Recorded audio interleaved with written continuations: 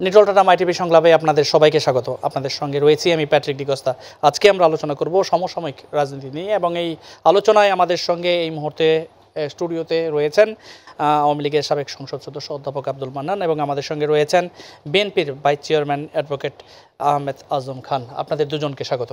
আমি যে বিষয়টি বলছি যে আমরা সমসাময়িক বিষয় নিয়ে কথা বলবো এবং আমরা প্রথমেই আজম ভাই আপনার কাছ থেকে জানতে চাই যে আমরা দেখছি যে এখন তৃণমূলের নির্বাচন, বিভিন্ন বিষয়ে আসলে সরগরম হচ্ছে রাজনীতি। আমি আপনার কাছে জানতে চাই যে এই নির্বাচন আপনারা অংশগ্রহণ করবেন না, আবার অনেকে বলছে, বিশেষ করে আওয়ামী লীগ দাবি করছে যে আপনারা ভিন্ন চেহারায় এখানে বা ভিন্নভাবে আপনারা আসলে নির্বাচন অংশগ্রহণ করছেন। আসলে বিষয়ে সত্যটা কি? আপনাকে অনেক অনেক ধন্যবাদ। আমার সম্মানিত মান্নান ভাইকে ধন্যবাদ।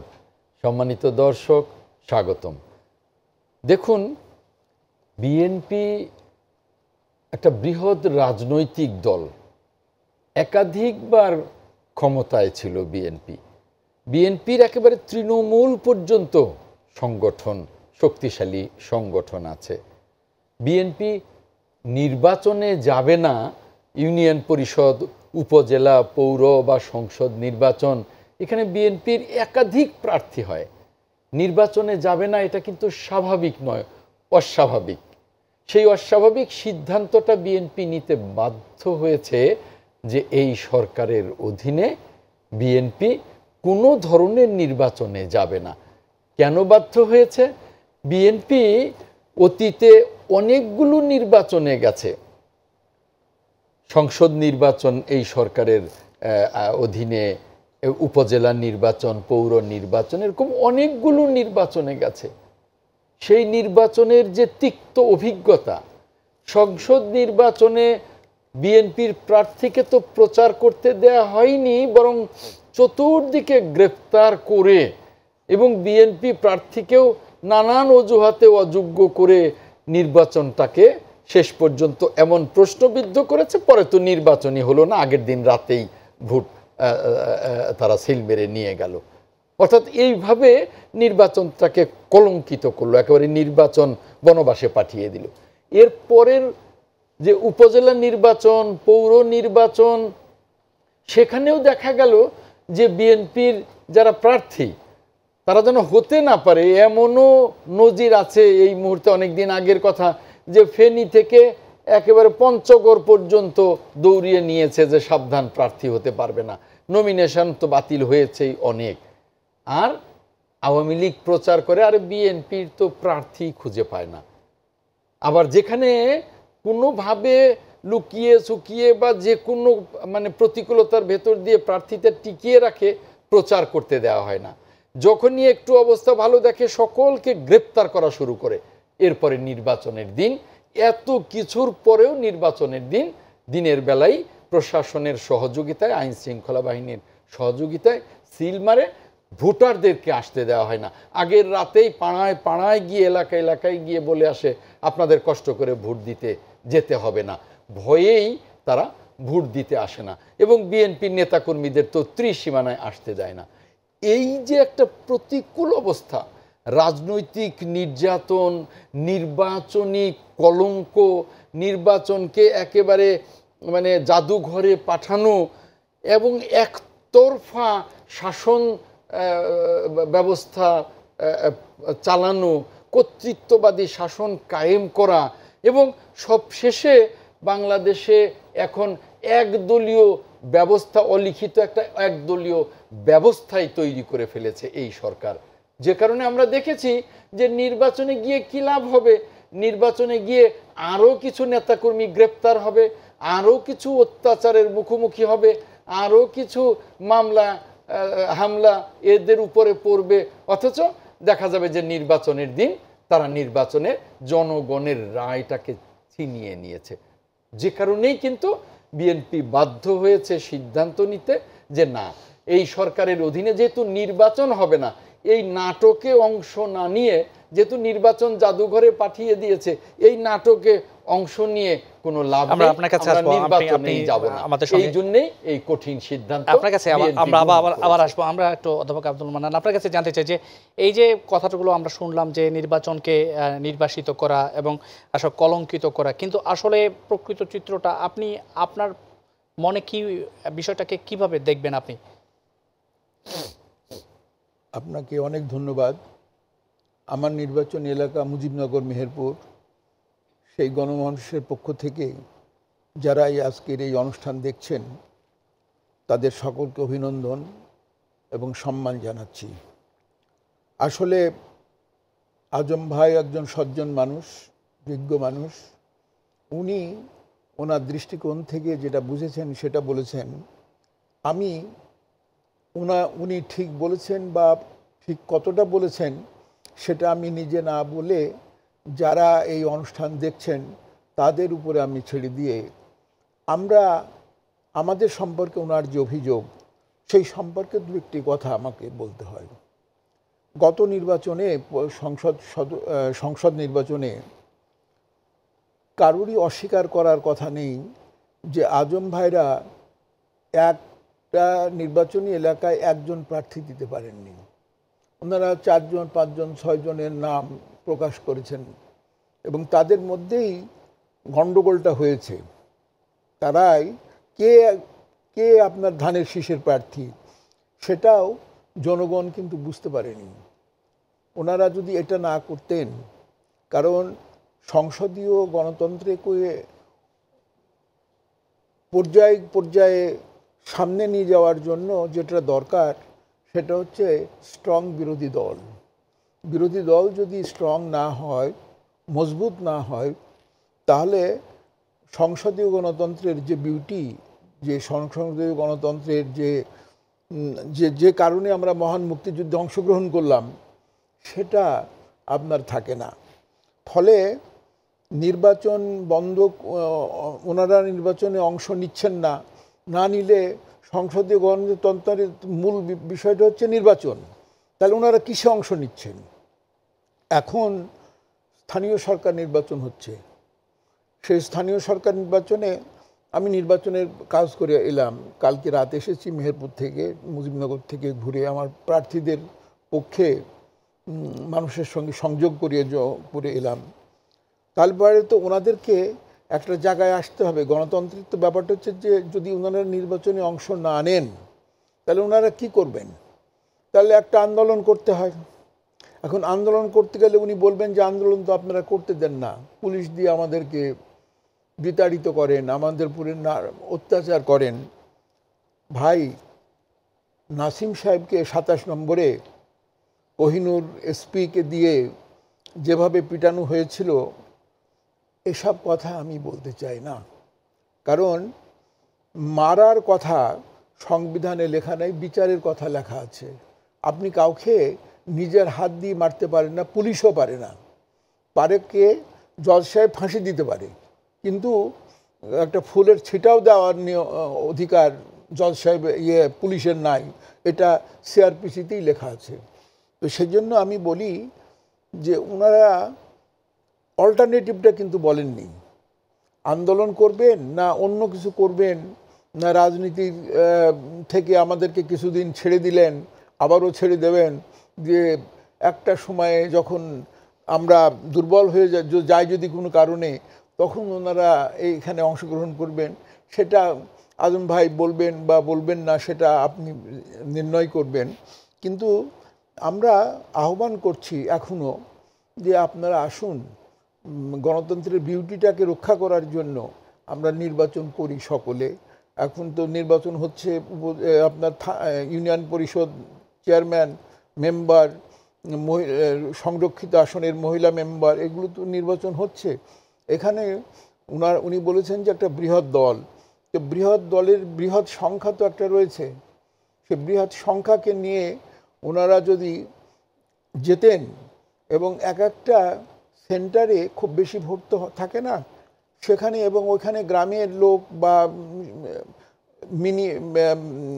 আধা শহরের লোক তারাতে ভোট দিচ্ছেন, তো সেখানে আসলে কেউ কাউকে দেয় না। আমার ধারণা, আমার বয়স আমাকে বলছে বারবার যে নিতে হয়। যদি নিতে না পারি আমি, তাহলে পরে আমার যে ব্যর্থতা, যে কথাটা আপনার নিজের জীবন দিয়ে আপনি বলছিলেন, সেই কথাটাকে আমি ক্লিয়ার করতে চাই না।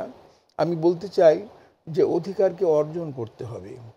সেই অর্জন যদি আমরা করতে না পারি, তাহলে পরে আমাদের ব্যর্থতা না আমাদের মহানুভবতা, এই বিচারটাও আমি জনগণের সামনে ছেড়ে দিচ্ছি।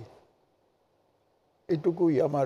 আপনার কাছে আমরা আবার আসবো। এই যে যে কথাটা বলছিলেন আসলে অধ্যাপক মান্নান, আপনার কাছ থেকে একটু জানতে চাই জনাব আজম, যে আপনারা কি আসলে মাঠ ছেড়ে দিয়েছেন? উনি যেটা বললেন আর কি, যে আপনারা কি ছেড়ে দিচ্ছেন তাদেরকে, বা সরকারকে, এখন সরকার দলীয় যারা রয়েছেন তাদেরকে ছেড়ে দিচ্ছেন, বা আপনারা কোনো পরিকল্পনা করছেন? সেই পরিকল্পনাটা কি উনিও জানতে চেয়েছেন। হয়তো অনেকেই জানতে চান যে এটা কি পরিকল্পনা, আপনারা কি আন্দোলনে যাবেন, বা অন্য কোনো আপনাদের ইচ্ছা বা গোপন চিন্তা রয়েছে কিনা? দেখুন, মান্নান ভাই একদিকে সিনিয়র মানুষ, অন্যদিকে একজন অধ্যাপনা করেছেন, সজ্জন মানুষ, অত্যন্ত ভালো মানুষ, আমার খুব শ্রদ্ধাভাজন মানুষ। মান্নান ভাই যে আলোচনাগুলো করেছেন আমি খুব মনোযোগ দিয়ে শুনেছি। আমি ওনার কথার মানে পাল্টা কথা বলবো না, আমি বাস্তব কিছু উদাহরণ আপনাকে তুলে ধরব। এই যে একাধিক প্রার্থীগত সংসদ নির্বাচনে বিএনপি দিয়েছিল কেন? কারণ এমন জায়গা ছিল যে 5 জন প্রার্থীও দিয়েছে, কারণ একটার পর একটা প্রার্থীকে নানান অজুহাতে অযোগ্য ঘোষণা করা হয়। ঢাকার 17 আসনের নায়ক ফারুকের 5,000 কোটি টাকা ঋণ, কিছুই না, উনি নির্বাচিতও হয়ে গেলেন রাতের ভোটেই, দিনের ভোটে না, ভোট তো হয়নি, এটা সকলেই জানে, কিন্তু প্রার্থীতা ওনার রয়ে গেল। কিন্তু নানা অজুহাতে এমনভাবে প্রার্থিতা বিএনপির বাতিল হয়ে যায়, যে কারণেই বিএনপি দিশেহারা হয়েই 5 জন, যে 4 জনের বাতিল হলেও যেন একজন থাকে, হয়তো কারোর মামলার কথা বলে, হয়তো কারোর এই কথা বলে, ওই কথা বলে। বিচার তো নেই, কার কাছে বিচার দেব? কোথাও তো বিচার নেই, যে কারণে আমাদের এটা করতে হয়েছে। আর শক্তিশালী বিরোধী দলের কথা মান্নান ভাই বলেছেন, খুব চমৎকার আমার কাছে লেগেছে। মান্নান ভাই যেমন বিজ্ঞ মানুষ, তেমনি বিজ্ঞের মতোই কথা বলেছেন। এই ধরনের দেশপ্রেমিক লোক খুব প্রয়োজন বাংলাদেশে। স্বাধীনতার চেতনা উনি বলেছেন, সত্যি স্বাধীনতার চেতনাই একটা গণতান্ত্রিক সরকার এবং শক্তিশালী গণতান্ত্রিক বিরোধী দল। কিন্তু অবাধ এবং নিরপেক্ষ নির্বাচন ছাড়া গণতান্ত্রিক সরকার প্রতিষ্ঠা হবে না, অবাধ এবং নিরপেক্ষ নির্বাচন ছাড়া শক্তিশালী বিরোধী দল হবে না। যে 8টা 9টা আসন আমরা পেয়েছি, ওই 8টা 9টা আসনে যেহেতু আওয়ামী লীগের প্রার্থী ছিল না, অন্য জাতীয় পার্টি এবং অন্য তাদের জোটের শরিকদের প্রার্থী ছিল, সিলটা ওখানে মারতে পারে নাই, বা হয়তো বা কোনো কারণে কোনো মেকানিজমে হয়তো হয় নাই, আর সব জায়গায় রাতেই হয়েছে। রাশেদ খান মেনন নিজেই বলেছেন কোনো ভোট তো গত নির্বাচনে দেন নাই। সাথে সাথে তাকে যখন ধমক দেয়া হলো উনি চুপ করে গেলেন। না, এটা একজনের কথা বললে বিষয়টা হালকা হয়ে যায়, এটা ওপেন সিক্রেট যে ভোট আসলে দিনের বেলা হয়নি। স্বরাষ্ট্রমন্ত্রী নাসিম সাহেবকে পুলিশ মেরেছিলেন, পুলিশ কিন্তু সাবেক স্বরাষ্ট্রমন্ত্রী মতিন চৌধুরীকে মেরে তক্তা বানিয়ে দিয়েছিলেন এই মালিবাগ মোড়ে। কিন্তু বড় কথা হলো যে আওয়ামী লীগের সাধারণ সম্পাদক আব্দুল জলিল বলছিলেন আমার কাছে ট্রাম্প কার্ড আছে, 30 এপ্রিল বিএনপি সরকারের পতন হবে। এ কথা বলার পরেও কিন্তু একদিনের জন্য জেলে যাননি, একটা মামলাও হয়নি। বিএনপি মহাসচিব মির্জা ফখরুল ইসলামের নামে 87টা মামলা, 450 দিন উনি জেল খেটেছেন কয়েক পর্বে। এবং বিএনপির কত সিনিয়র সাবেক মন্ত্রীদের আজে জেল কেটেছেন। আনোয়ার সাহেব সিনিয়র মন্ত্রী ছিলেন, সাবেক সচিব এম কে আনোয়ার সাহেব, তাকে ডান্ডা বেরি পরানো হয়েছিল অপমানে। উনি জেলেই অসুস্থ হয়েছিলেন, পরে জেল থেকে ছাড়া পেয়ে মারা গেলেন। এইরকম বাংলাদেশে এখন বিএনপির 50 লক্ষ নেতাকর্মী হামলা মামলায় পর্যদস্ত, 10 লক্ষ বিএনপি পরিবার নিঃস্ব, হাজার হাজার বিএনপি নেতাকর্মীকে গুম খুন করে ফেলা হয়েছে। এই যে গতকালকে একটা হিন্দু সম্প্রদায়ের উপরে যে নগ্ন হামলা, তার প্রতিবাদে একটা সম্প্রীতি সমাবেশে সকাল থেকে পুলিশ করা শুরু করে দিল, গ্রেপ্তার করা শুরু করে দিল। তারপরে আমরা একটা র্যালি করব, সমাবেশ করব, অনুমতি দেওয়া হলো না, শুধু 1 ঘন্টা সময় দেওয়া হলো একটা সমাবেশ করবার। সমাবেশের পরে ছেলেরা যখন চলে যাচ্ছিল তখনও কি ন্যাক্কারজনক হামলা করে কতজনকে আহত করে ফেলা হয়েছে, কতজনকে গ্রেপ্তার করে ফেলা হয়েছে। অর্থাৎ একটা রাষ্ট্রে তখনই একটা সফল আন্দোলন হয় যখন আইন শৃঙ্খলা বাহিনী রাষ্ট্রীয় বাহিনী থাকে। আইন শৃঙ্খলা বাহিনী যদি দলীয় সরকারি বাহিনীতে রূপান্তরিত হয় তখন কিন্তু তারা প্রতিপক্ষ হলে কিন্তু সম্ভব হয় না মাঠে থাকা। তারপরেও আমাদের ঘোষণা, আমরা অসাম্প্রদায়িক বাংলাদেশ বিনির্মাণে মাঠে থাকব শান্তিপূর্ণভাবে। আমরা গণতান্ত্রিক বাংলাদেশ বিনির্মাণে মাঠে থাকব শান্তিপূর্ণভাবে। ভোটের অধিকার ছিনিয়ে নেওয়া হয়েছে সমস্ত জায়গায়। জানে আওয়ামী লীগের নেতারা অনেক বাণিজ্য করে ইউনিয়ন পরিষদের চেয়ারম্যান নমিনেশন দেয়, এই জন্যে নমিনেশনটাই আসল। আপনি খোঁজ করে দেখবেন যে নমিনেশন যার সেই চেয়ারম্যান, কারণ ভোট তো নেই, নমিনেশনটাই আসল এবং সেখানে বিশাল বাণিজ্য। কিন্তু সেক্ষেত্রে আপনার যে কথাটা বলছিলেন যে আন্দোলন বা আপনাদের সেই নির্বাচনকে আবার জনগণের কাছে ফিরিয়ে আনার জন্যে, জনগণের ভোটের অধিকার জনগণের কাছে ফিরিয়ে আনার জন্যে আমরা আমাদের আন্দোলন অব্যাহত থাকবে শান্তিপূর্ণভাবে এবং সেই আন্দোলন এক সময় চূড়ান্ত রূপ পাবেই। এমন না যে প্রতিদিনই গণ অভ্যুত্থান হয়, যুগে যুগে গণ অভ্যুত্থান হয়। আমরা এরশাদ সাহেবকে দেখেছি যে একটি গণতান্ত্রিক সরকার হটিয়ে সামরিক অভ্যুত্থান করে ক্ষমতায় আসার পরেও কিন্তু 9 বছর লেগেছে তাকে হটিয়ে গণতান্ত্রিক সরকার পুনঃপ্রতিষ্ঠা করতে। কাজেই এ সরকার আরও অনেক ভয়ানক, ভয়াবহ। কাজেই এ সরকারের বিরুদ্ধে আমাদের আন্দোলন শান্তিপূর্ণভাবে চলবে, এক সময় এর চূড়ান্ত রূপ নেবেই, জনগণ মাঠে নামবেই, এটা আমি বিশ্বাস করি। এ সরকারের আমলে কেউ নিরাপদ নয়, কোনো ধর্মের লোক নিরাপদ নয়। আমরা 2 বছর আগে দেখেছি রামুতে কিভাবে সেখানে আওয়ামী লীগ জড়িত, তারপরে দেখেছি ব্রাহ্মণবাড়িয়ার নাসিরনগরে আওয়ামী লীগ জড়িত, গাইবান্ধার সুন্দরগঞ্জে আওয়ামী লীগ জড়িত, আমরা দেখেছি সুনামগঞ্জে আওয়ামী লীগ, সব জায়গায় আওয়ামী লীগ জড়িত। এবং এই তারিখে যে দুর্গাপূজায় হামলা হলো সে হামলাতেও আওয়ামী লীগ জড়িত। আর এখন 8 দিন পরে ইকবাল নামে একটা নাটক সাজিয়েছে এবং 10-15 দিন পর, 10-12 দিন পরে গতকালকে স্বরাষ্ট্রমন্ত্রী বললেন অনেকেই ধরা পড়বে, দেখবেন কত চেনামুখ। অর্থাৎ এতদিনে ওনারা পরিকল্পনা করে কাকে ধরবেন না ধরবেন তার তালিকাটা তৈরি করেছেন। এই যদি একটা সরকারের নেচার হয় আর এই সাম্প্রদায়িক মানে দাঙ্গা তৈরি করে, হামলা তৈরি করে যদি ফায়দা লুটার চেষ্টা হয়, তাহলে দেশটা কোথায় যাবে, দেশের মানুষ কোথায় যাবে, এই যারা অন্য সম্প্রদায়ের তারা কোথায় যাবে। আমরা সকল ধর্ম এবং সকল সম্প্রদায়কে নিয়ে একটা অহিংস, একটা অসাম্প্রদায়িক বাংলাদেশ গড়বার বিনির্মাণের জন্যও আমাদের আন্দোলন। পান্ডান, আপনার কাছে একটু জানতে চাই, যে কথাগুলো বললেন যে মানুষ কোথায় যাবে, সেখানে সম্প্রীতির কথা বললেন, ধর্ম বর্ণের কথা বললেন। আমি শুনেছি, আপনাকে রিপিট না করলেও আমি বলবো, আমি খুবই মর্মাহত। কারণ মুক্তিযুদ্ধ আমরা করেছিলাম সংখ্যালঘু সংখ্যাগুরুর জন্য না, বাঙালি জাতীয়তাবাদ এবং আমাদের যে রাষ্ট্রীয় যে সম্মান, গণতন্ত্র, সেই কারণেই মহান মুক্তিযুদ্ধে 31 লক্ষ মানুষ শহীদ হলো, 2 লক্ষ মা বোনের ইজ্জত গেল। কিন্তু ইদানিংকালে এই গত দুর্গাপূজার সময়কে কেন্দ্র করে মন্দির ভাঙা, মূর্তি ভাঙা এবং সংখ্যালঘু সম্প্রদায়ের উপরে যে অত্যাচারটা করা হলো, এর নিন্দা করবার ভাষা আমার নেই। এবং শেখ হাসিনা যে সুনামটা সারা বিশ্বের মানুষের কাছে পেয়েছিলেন, সম্মান যেটা তিনি পেয়েছিলেন, যে তিনি একজন গণতন্ত্রকামী এবং একজন ধর্মনিরপেক্ষ। উনি বারবার বলেন যার যার ধর্ম তার তার উৎসব সবার। সেই আমাদের মুখটা কালো হয়ে গেছে। সেখানে শুধু আমার মুখ কালো হয়নি, আমার আজম ভাইয়ের মুখও কালো হয়ে গেছে। কারণ কথাটা বলা হচ্ছে বাংলাদেশকে নিয়ে, যে বাংলাদেশ সাম্প্রদায়িক শক্তির উত্থান হয়েছে, বাংলাদেশে সাম্প্রদায়িক শক্তির নির্মূল করতে বাংলাদেশ পারেনি।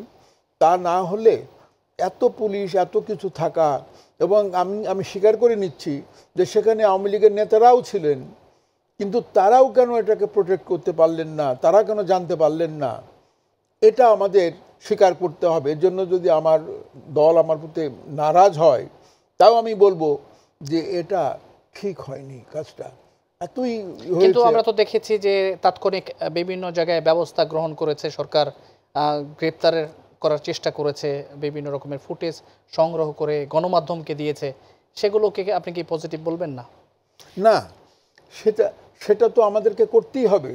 এবং শেখ হাসিনার সরকারের, বিশেষ করে শেখ হাসিনার যে মনোকষ্ট, সেটা হচ্ছে এই ধর্মীয় যে অনাচারটা হলো সেটাই তার। কারণ ভারত যে আমাদের উপরে খুব চাপ দিয়ে বসে আছে তা না, কিন্তু বিশ্ব সভায় শেখ হাসিনার যে একটা ইমেজ, একটা পরিচ্ছন্ন একটা নেতার যে ইমেজটা ছিল, সেটার উপরে আঘাত করার জন্য এইটা করা হয়েছে। এবং বাংলাদেশ যেন এই যেভাবে অগ্রসর হচ্ছে, জিডিপির কথা ধরুন বা বিভিন্ন রকমের মেগা প্রজেক্টের কথা ধরুন, দেশ তো এগিয়ে যাচ্ছে। এবং এত রকমের জাল বিস্তার করে মানুষকে খাবার ব্যবস্থা করা, যে করোনার সময় আপনি দেখুন যে আমরা 7ই ফেব্রুয়ারি আমরা করোনার ভ্যাকসিন দেওয়া শুরু করে দিলাম, যেটা এই সাবকন্টিনেন্টে আর কেউ পারেনি, ইন্ডিয়ার থেকে এনেই আমরা কিন্তু শুরু করে দিলাম।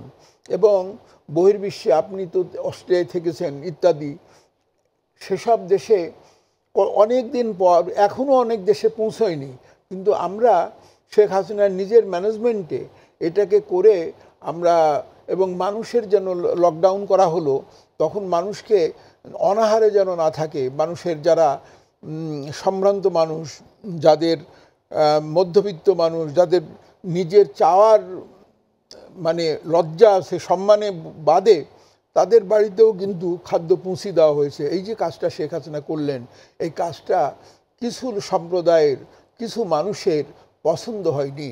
তারা ভাবলো যে এই তো শেখ হাসিনার জয়, অনবরত জয়ের দিকে তিনি এগিয়ে যাচ্ছেন, তাকে মেলাইন করার জন্য, তাকে নামিয়ে নিয়ে আসার জন্য, তাকে তার বদনামটাকে করার জন্য এটা একটা বিরাট ষড়যন্ত্র। এবং এইখানে যে আমাদের হোম মিনিস্টার বলেছেন, এটা নিয়ে আমাদের গোয়েন্দারা, আমাদের দেশের সশস্ত্র আপনার পুলিশ বাহিনীর অন্যান্য সাদা পোশাকের যারা থাকেন সহ যারা পোশাকধারী, সবাই চেষ্টা করছেন। এবং এটার আমরা যথার্থভাবে এটাকে আমরা, মানে আপনি মনে করছেন ষড়যন্ত্র চক্রান্তের কথা, আসলে এই ষড়যন্ত্রটা কোথায়, চক্রান্ত কোথায়? আসলে সরকার যদি একনিষ্ঠ থাকে, সরকার যদি চায়, তাহলে কোথাও কি কোনো বাধা রয়েছে? আপনার ষড়যন্ত্র, এত রকম ষড়যন্ত্র হবে।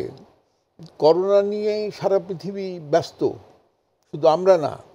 সেই দেশে শেখ হাসিনার যে অ্যাচিভমেন্ট, সেই অ্যাচিভমেন্টটুকুকে মেলাইন করার জন্য এই যে ষড়যন্ত্র হলো, এই ষড়যন্ত্রকে পৃথিবী বোঝার চেষ্টা করছে, আমরা বলার চেষ্টা করছি, আমরা দুঃখ পেয়েছি এবং আমরা চেষ্টা করছি। আমি কিছু কিছু বাহিনীর কথা বললাম যে এখান থেকে তাদেরকে নিয়ে এসে, এবং একটা কথা উঠেছে যে সাধারণ আইনে, সাধারণ কোর্টে বিচার হলে এই বিচার হবে না, খুবই আপনার দৃঢ়ভাবে এটাকে বিচার করতে হবে, খুব কঠিন বিচার, যে বিচারের একটা দৃষ্টান্ত থেকে যায় যে এই করলে এই বিচার হতে পারে, সেটা যাবজ্জীবন জেলই হতে পারে।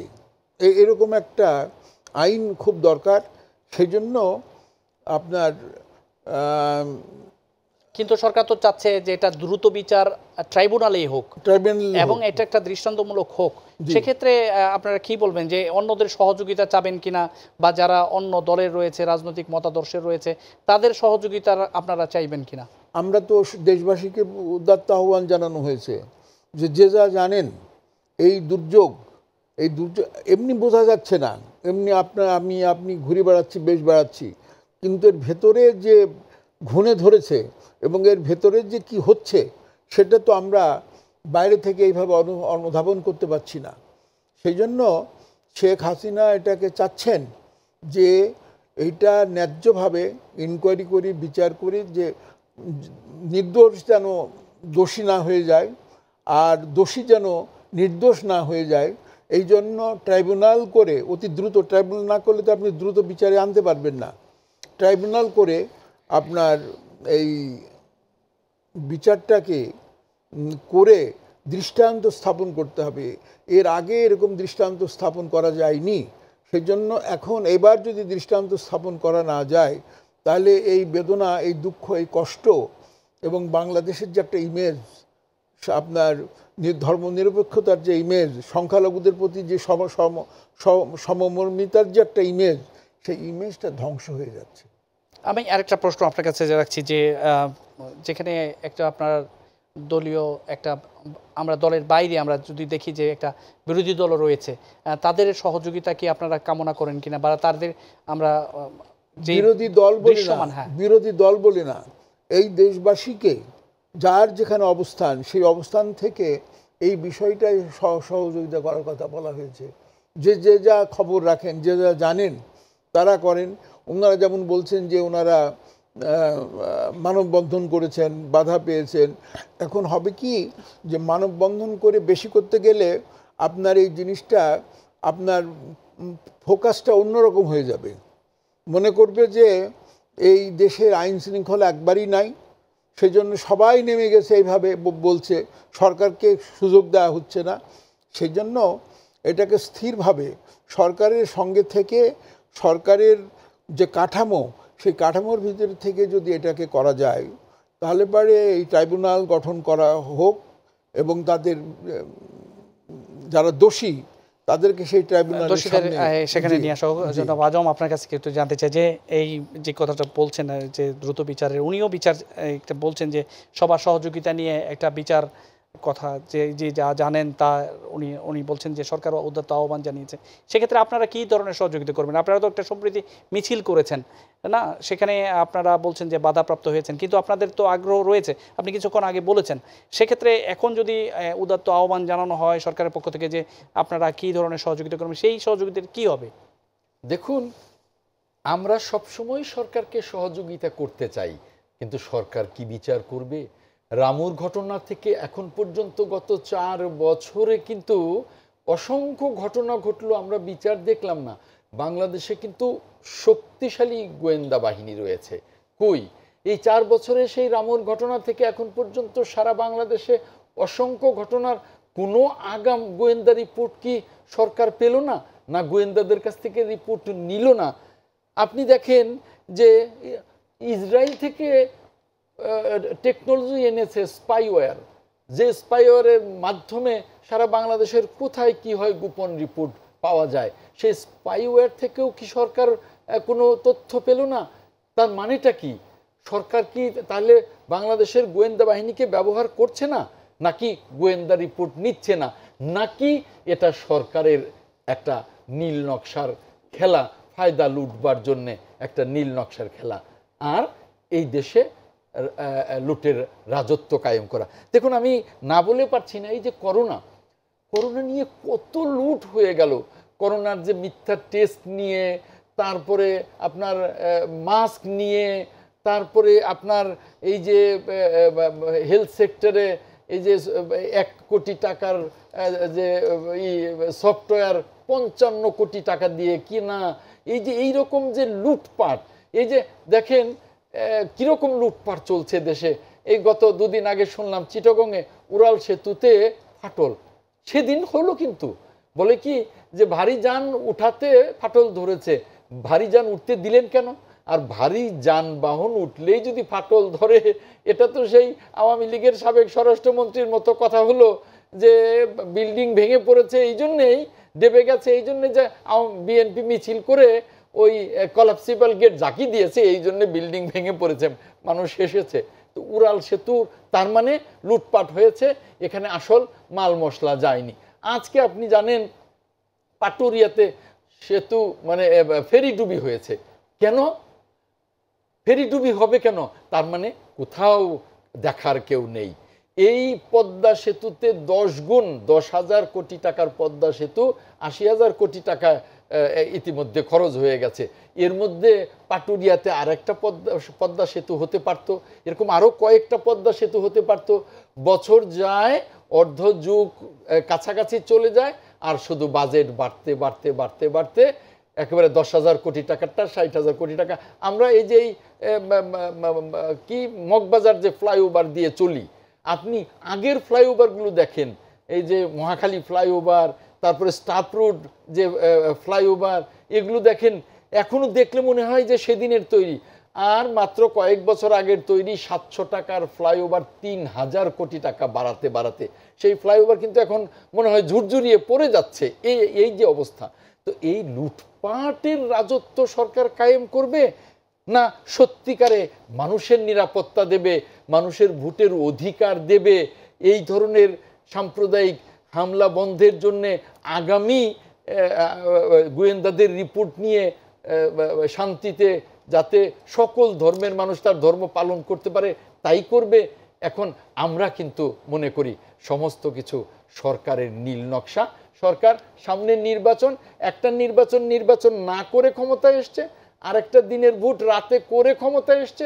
এখন তৃতীয় নির্বাচনটা কিভাবে করা যায় সেই নীল নকশা বাস্তবায়নের জন্য এখন তারা এই হিন্দু সম্প্রদায়কে বেছে নিয়েছে।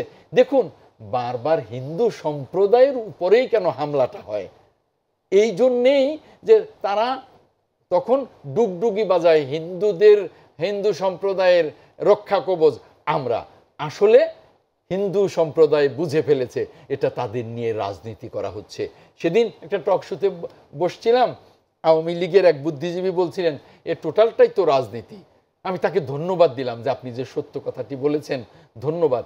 টোটালটাই রাজনীতি। তো এই যে সরকার ধর্ম নিয়ে রাজনীতি করছে, হিন্দু সম্প্রদায়কে নিয়ে রাজনীতি করছে, রামুর ওই বৌদ্ধ বিহারে আক্রমণ করে বৌদ্ধদেরকে নিয়ে রাজনীতি করছে, এগুলো বন্ধ করতে হবে। আমরা অসাম্প্রদায়িক একটি দেশ চাই, এটাই স্বাধীনতা। কিন্তু সেক্ষেত্রে এই যে আমরা যদি অনেকে প্রত্যাশা, জনগণের প্রত্যাশা যে যারা বিরোধী দল, বিশেষ করে আদর্শিক বিরোধী দল যদি আমরা বলি, তাহলে আমরা জানি যে সরকারের বিপক্ষে বা সরকারের যেগুলো সমালোচনা করার মতো সেগুলো আসলে সমালোচনা করে, রাস্তায় আসে, মানববন্ধন করে বা প্রেস কনফারেন্স করে বা কোনো একটা পদ্ধতি, আন্দোলন সংগ্রামের একটা পদ্ধতি থাকে। আপনাদের সেই ধরনের কোনো কি কর্মসূচি? আমরা অবশ্য ওইভাবে কিছু এর আগে দেখি নাই। এখন গত পরশুদিন যে সম্প্রীতি একটা মিছিল ছিল, তার আগে এই ধরনের কর্মসূচি ছিল না। কেন এই ধরনের কর্মসূচি নেই এবং কেন আপনারা ঠিক মানুষের কাছে আপনাদের বক্তব্যটা পৌঁছাতে পারছেন না? প্রথমত আমাদের বক্তব্য, আমরা কিন্তু মানুষের এই জাতির সকল সমস্যা নিয়ে আমরা সরব। আমরা যেমন ভোট নিয়ে সরব, তেমনি অত্যাচার নিয়ে সরব, তেমনি শেয়ার বাজারে 1 লাখ কোটি টাকা লুটপাট হয়ে গেছে, কতজনে আত্মহত্যা করেছে, কতজনে নিঃস্ব হয়েছে, এটা নিয়ে আমরা দীর্ঘদিন সরব ছিলাম। আমরা এই একেবারে রামু থেকে শুরু করে যত জায়গায় হিন্দু সম্প্রদায়, বৌদ্ধ সম্প্রদায়ের উপরে যত নির্যাতন হয়েছে তার বিরুদ্ধে আমরা সরব ছিলাম। আমরা প্রত্যেক সময় সরব ছিলাম। আমরা সহযোগিতার হাতও সরকারকে বাড়াতে চেয়েছি। এর আগে যখন একেবারে 2009 সালে যখন 25শে ফেব্রুয়ারি বিডিআর মিউটিনি হলো, তখনও আমার নেত্রী, দেশনেত্রী বেগম খালেদা জিয়া বলেছিলেন সরকারকে, আমি তৈরি আছি এই দুঃসময়ে সরকারকে সহযোগিতা করতে। সরকার কি বললেন? আমাদের কি ছেলে মেয়ের বিয়ে নাকি যে আমার দাওয়াত করে আনতে হবে? অর্থাৎ সহযোগিতার বিনিময়ে এরকম কথা। এই রকমভাবে পরবর্তী সময়েও কিন্তু আমরা সরকারকে বারবার সহযোগিতা করতে চেয়েছি। এই যে গত সংসদ নির্বাচন গেল 30শে ডিসেম্বর 2018, তার আগেও কিন্তু আমরা প্রতিনিধি দল গিয়ে গণভবনে সরকারের সাথে বসেছি, আলোচনা করেছি একটা সুন্দর নির্বাচন কিভাবে করা যায়। সরকার আশ্বাস দিয়েছেন, তারপরে দেখা গেল যে নির্বাচন নামে নাটক হলো, দিনের ভোট রাতে হলো, মানুষের অধিকার হরণ করে নেওয়া হলো। এই যে অবস্থা, এই অবস্থা থেকে রেহাই পেতে হলে, আমাদের সকল সম্প্রদায়কে রক্ষা করতে হলে, আমাদের অসাম্প্রদায়িক বাংলাদেশকে বিনির্মাণ করতে হলে, জনগণের অধিকার পুনঃপ্রতিষ্ঠা করতে হলে, ভোটের অধিকার প্রতিষ্ঠা করতে হলে আমাদের অবশ্যই অবাধ এবং নিরপেক্ষ নির্বাচন ব্যবস্থা করতে হবে, নির্বাচনকালীন সরকার করতে হবে। নির্বাচনকালীন সরকার করতে গেলেই বর্তমান সরকার বলে না না না, ওটা তো সংবিধান থেকে জাদুঘরে গেছে। আরে আপনারা তো জাদুঘরে পাঠিয়েছেন নির্বাচনকে, আর আপনারাই তো জাদুঘরে পাঠিয়েছেন তত্ত্বাবধায়ক সরকারকে। আবার ফিরিয়ে আনুন, তত্ত্বাবধায়ক সরকার নাম না দিলেন, নির্বাচনকালীন সরকার করুন, কারণ আপনারা তো ভোট করুন না। এত ভয় কেন? ভয়টাকে দূর করুন। আপনারা যদি ভালো কাজ করুন, আপনারা বলুন এই করেছি ওই করেছি, তাহলে ভালো কাজ করলে জনগণ আপনাদের ভোট দেবে। আপনার কাছ থেকে একটু জানতে চাই যে এই যে নির্বাচনের কথাগুলো বলছেন, আপনি শুনলেন যে সেই জায়গাটায় সহযোগিতার হাত ছিল কিনা, আপনারা সহযোগিতা করতে? কথা হচ্ছে যে উনি ক্রস ফায়ারের ব্যাপারে কথা বলেছেন। তো ক্রস ফায়ারের মাস্টার তো ওনারা, ক্রস ফায়ার তো ওনাদের নেত্রী বেগম জিয়া এলিট ফোর্স করলেন, এই যে আপনার র্যাব, সেখান থেকে তো ওনারাই তো ক্রস ফায়ার শুরু করেছিলেন, আমরা করিনি কিন্তু। এবং উনি যে সমস্ত কথা বলেছেন সেই সমস্ত কথার উত্তর হচ্ছে যে ওনারা কিছুই করবেন না, শুধু কথা বলবেন। কিন্তু ওনারা একটা রিপোর্ট করুন না।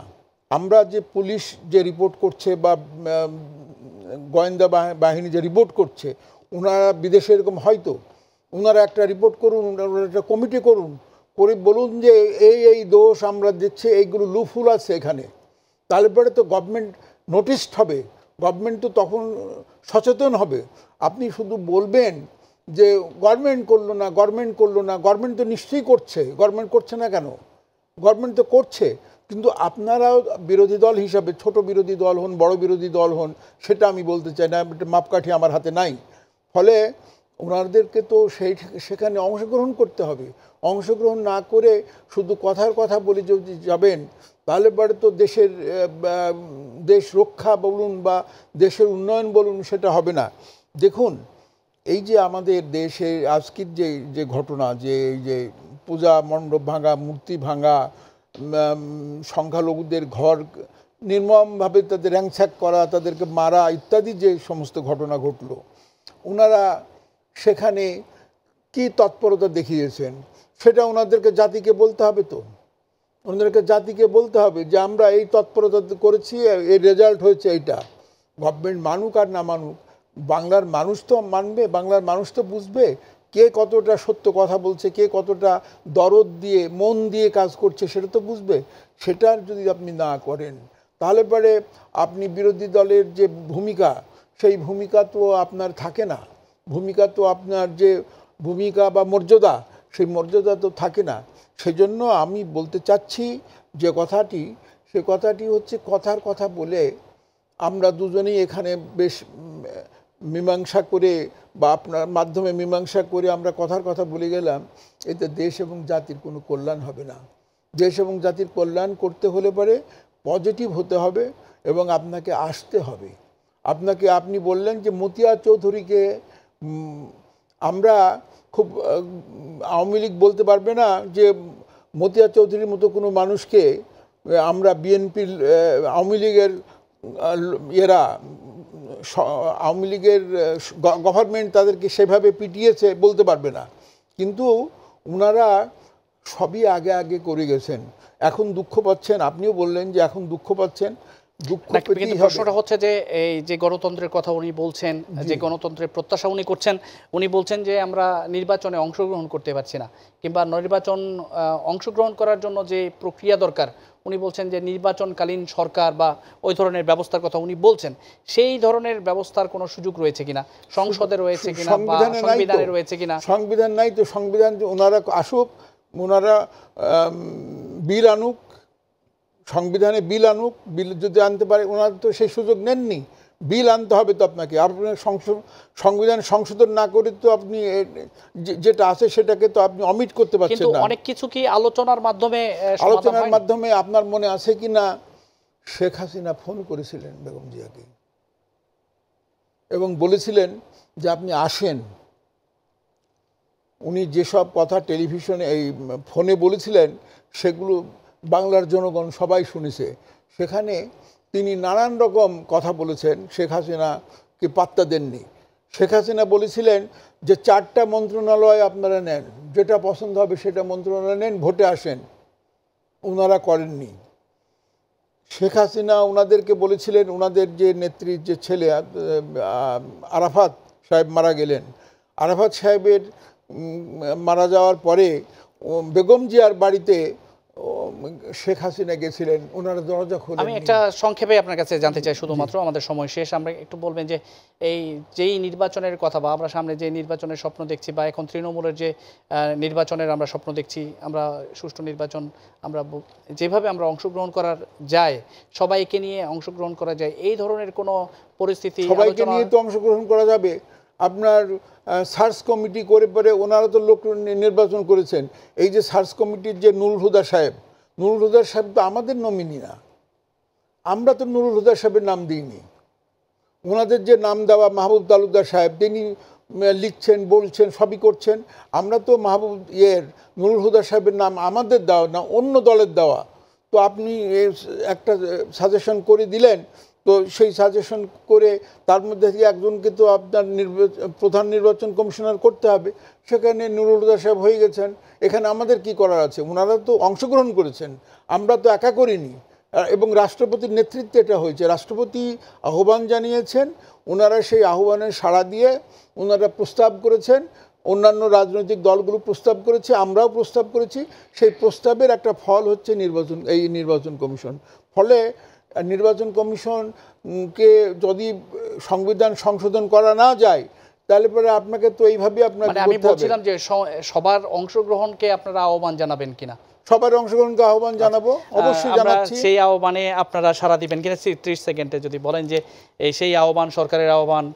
আমরা বারবার সরকারকে আমরাই আহ্বান জানিয়েছি যে আসুন একটি অবাধ এবং নিরপেক্ষ নির্বাচন করি। আপনি ওনাকে বলছিলেন যে অবাধ নির্বাচনের স্বপ্ন, অবাধ নির্বাচনের স্বপ্নই থেকে যাবে যদি নির্বাচনকালীন সরকার গঠিত না হয়। কারণ এই সরকারের মাধ্যমে অবাধ নির্বাচন এখন একেবারেই অসম্ভব হয়ে পড়েছে।